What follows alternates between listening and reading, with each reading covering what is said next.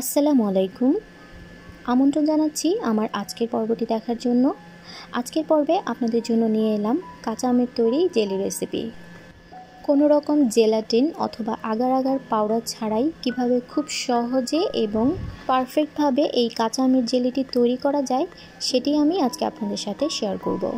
আর দেরি না করে কাঁচা আমের সিজন থাকতেই এই আমের জেলিটি তৈরি করে ফেলুন এবং সংরক্ষণ করে রাখুন প্রায় বছর জুড়ে। রেসিপিটি আপনাদের সামনে খুবই সহজভাবে উপস্থাপন করার চেষ্টা করেছি। আশা করছি আপনাদের অনেক ভালো লাগবে। ভালো লাগলে অবশ্যই চ্যানেলটিকে সাবস্ক্রাইব করতে ভুলবেন না। চলুন তাহলে ঝটপট রেসিপিটি দেখে নেওয়া যাক।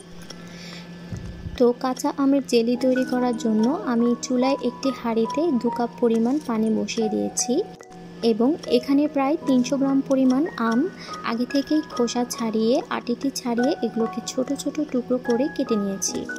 এবার এই আমগুলোকে পানিতে দিয়ে ভালো করে সিদ্ধ করে নিতে হবে, আমগুলো নরম না হয়ে যাওয়া পর্যন্ত। সিদ্ধ হয়ে আমগুলো যখন একেবারে নরম হয়ে যাবে এই পর্যায়ে এগুলোকে নামিয়ে নিতে হবে। আমের নিজস্ব একটা পানি আছে, দেখবেন সেটিও বের হয়ে আসবে। এই পর্যায়ে আমগুলোকে ছেঁকে এর পানিটা আলাদা করে নিতে হবে।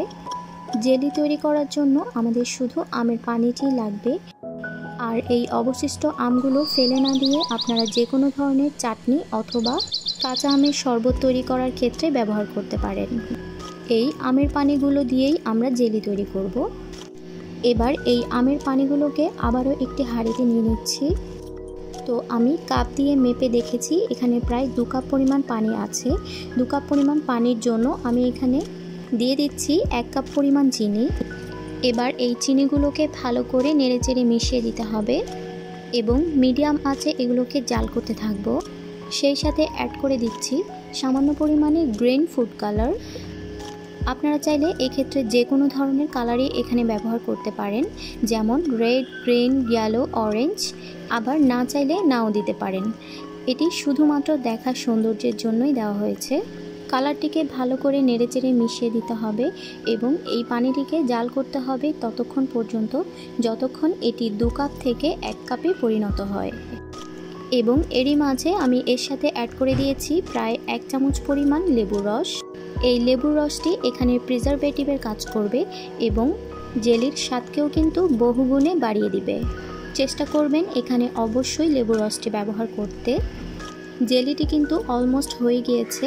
যখন দেখবেন এর ঘনত্বটা অনেকটাই বেড়ে যাবে, অর্থাৎ 2 কাপ থেকে 1 কাপে পরিণত হবে, ঠিক সেই পর্যায়ে এগুলোকে চুলা থেকে নামিয়ে নিতে হবে। তো চুলা থেকে নামিয়ে আমি এটিকে কাঁচের জারে নিয়ে ঠান্ডা করে নিয়েছি এবং প্রায় 1 থেকে 2 ঘন্টার জন্য নর্মাল ফ্রিজে রেখে দিয়েছি।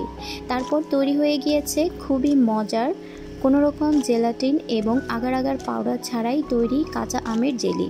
আমি আপনাদেরকে দেখিয়ে দিচ্ছি জেলিটি আসলেই কতটা পারফেক্ট হয়েছে। এই জেলিটি সকালের নাস্তায় অথবা বিকেলের নাস্তায় পাউরুটির সাথে খেতে কিন্তু অসাধারণ লাগে। বিশেষ করে বাচ্চারা এটি অনেক বেশি পছন্দ করবে। আমার বাচ্চারাও কিন্তু এটি অনেক পছন্দ করেছে।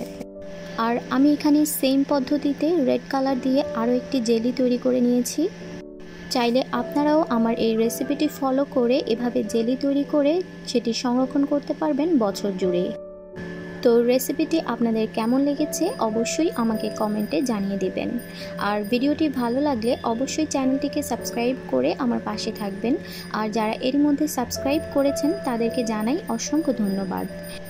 আশা করছি এভাবেই আমাকে সাপোর্ট করে যাবেন। আজকের মতো এখানেই বিদায় নিচ্ছি। আবারও হাজির হব নতুন কোনো এপিসোডে নতুন কোনো রেসিপির সাথে। সেই পর্যন্ত সবাই ভালো থাকবেন, সুস্থ থাকবেন। আল্লাহ হাফিজ।